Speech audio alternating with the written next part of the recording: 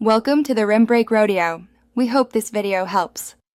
You start by confirming the essentials.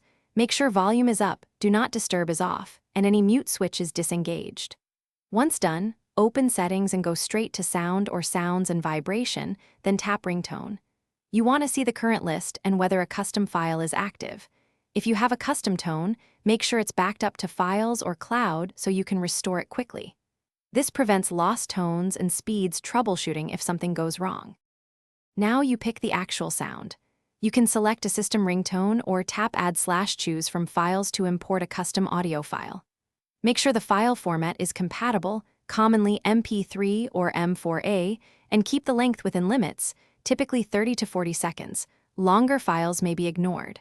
Once imported, assign it explicitly as the phone default or to a specific contact.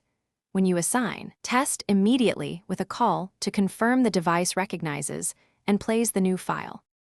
Finish by testing the ringtone with a real incoming call, then adjust volume if needed. If it still doesn't play, reboot the phone to clear transient audio locks. Once done, clear sound cache or reset app preferences to restore defaults without erasing data. If problems persist, boot into safe mode to rule out third-party apps interfering with audio. That one key troubleshooting tip, safe mode, helps you determine whether an